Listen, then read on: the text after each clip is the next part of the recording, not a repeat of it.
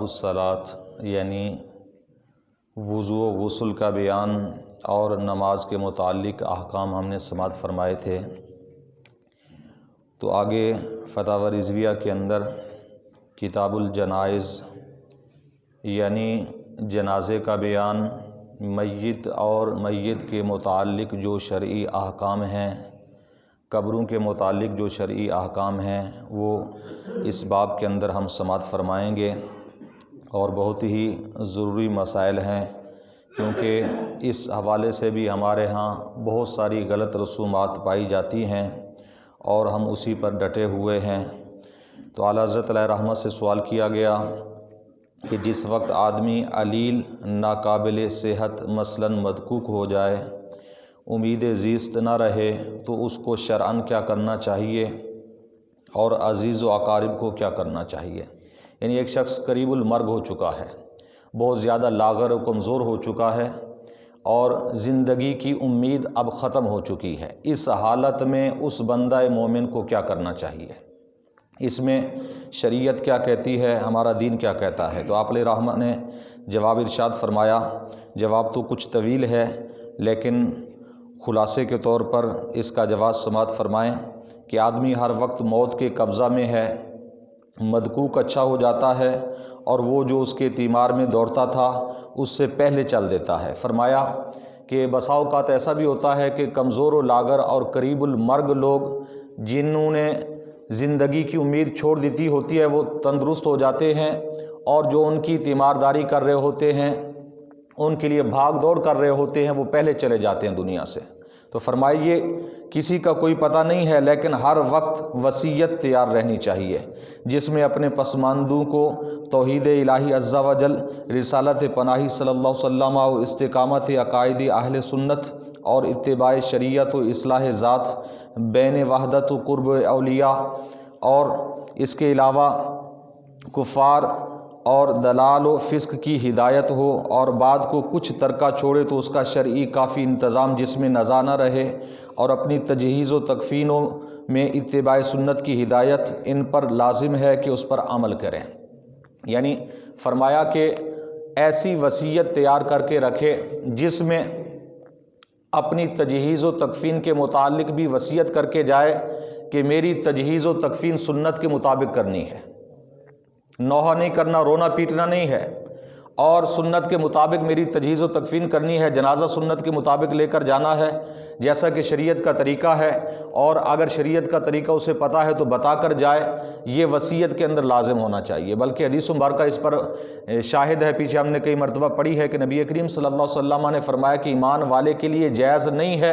ایک لمحہ بھی اس حالت میں گزارے کہ اس نے وصیت نہ لکھی ہو، بلکہ ایمان والوں پر لازم ہے کہ ہر وقت ان کی وصیت تیار رہنی چاہیے، اور اس کے علاوہ گھر والوں کے متعلق جو ضروری چیزیں ہیں وہ وصیت میں لکھ کے رکھے، اور اس کے ساتھ ساتھ جو وراثت کے احکام ہیں، وراثت کے مسائل ہیں، جائیداد اگر چھوڑی ہے اور ترکہ اگر چھوڑ کے جا رہا ہے تو اس کے متعلق جو شرعی احکام ہیں، شرعی احکام کے متعلق ضرور بتا کر جائے، اور جو قریبی رشتہ دار ایسے ہیں کہ جو حصے دار نہیں بنتے شرعی طور پر، تو ان کے لیے بھی کچھ مقرر کر کے جائے کہ انہیں بھی، جیسا کہ بھائی ہے، وہ اگر اولاد موجود ہے تو بھائی حصے دار نہیں بنتا، تو اس کے لیے بھی ہمارے دین اسلام نے یہ کہا ہے کہ اپنی زندگی میں کچھ بطور انعام، بطور صدقہ اپنے بھائیوں کے لیے، بہنوں کے لیے، کہ جو آپ کے مرنے کے بعد آپ کی وراثت کی حقدار نہیں بنے گی، کیونکہ اولاد بنے گی، بہن بھائی نہیں بنتے، یا دیگر کوئی قریبی رشتہ دار ہیں، غریب ہیں یا لاچار ہیں، ان کے لیے کچھ وصیت کر کے جائے کہ انہیں کچھ دے دینا میرے مال میں سے جب میں فوت ہو جاؤں۔ تو یہ چیزیں وہ ہیں کہ جس کی ہمارے دین نے، اسلام نے ہمیں پہلے بتایا کہ یہ چیزیں بتا کر جائیں،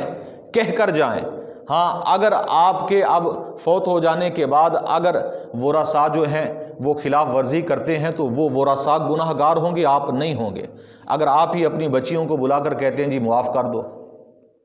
زمین میرے جیتے جی آپ جو ہے اپنے بھائیوں کے نام کرا دو، آج کل یہی زیادہ تر معاملات ہو رہے ہیں،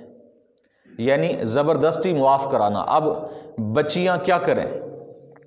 والدین کے لیے یا بھائیوں کے لیے خواستہ ناخواستہ وہ معاف کر دیتی ہیں، راضی ہیں یا نہیں ہیں. اب مجبوری ہو جاتی ہے کہ والدین ناراض ہونے لگ جاتے ہیں، بھائی ناراض ہونے لگ جاتے ہیں، تانے دینے لگ جاتے ہیں. حالانکہ یہ شرعی طور پر بہن کا، بیٹی کا حق ہے وراثت. اللہ تعالیٰ نے قرآن میں ان کے حصے مقرر کر دیے ہیں. اور شرعی طور پر بھی اگر کوئی بچی والدین کو یا کوئی بہن اپنے بھائیوں کو ساری کی ساری جائیداد، ساری کی ساری زمین معاف کر دیتی ہے، شرعی طور پر وہ مجرم ہے. اب کیوں مجرم ہے؟ پہلے بھی اس پر تفصیلی گفتگو تو گزر چکی ہے. اس لیے مجرم ہے کہ اس نے اپنی اولاد کا حق مارا ہے. یہ شرعی مسئلہ ہے کہ اپنی جائیداد کا، ساری جائیداد کا کسی اور کو وارث بنا دینا، اولاد کو نہ دینا، یہ شرعی طور پر بہت بڑا جرم ہے، بہت بڑا جرم ہے. یعنی ایک والد جو فوت ہونے والا ہے وہ بھی جرم کر رہا ہے، وہ اپنی بچیوں کو محروم کر رہا ہے، اور بچیاں اپنی اولاد کو محروم کر رہی ہیں، دونوں گناہ گار ہو رہی ہیں. تو جو اللہ تعالیٰ نے طریقہ بتایا ہے وہ طریقہ بہترین ہے. اس لیے اللہ تعالیٰ نے جہاں پر وراثت کے احکام بیان فرمائے، ساتھ ہی فرمایا تم نہیں جانتے تمہارے لیے کون بہتر ہے، تمہارے لیے زیادہ قریبی، تمہارے لیے زیادہ بہترین لوگ کون ہیں. اللہ تعالیٰ فرمایا تم نہیں جانتے، اللہ فرماتے میں جانتا ہوں، اس لیے میں نے حصے مقرر کر دیے ہیں. جس کا جتنا حصہ ہے وراثت کے بعد اسے وہ ملنا چاہیے. تو کم از کم یہ تلقین کر کے جائیں، کہہ کر جائیں کہ میرے بعد، میرے فوت ہو جانے کے بعد میری جتنی بھی جائیداد ہے، جس طرح جن کا حصہ بنے گا شرعی طور پر اسے تقسیم کیا جائے.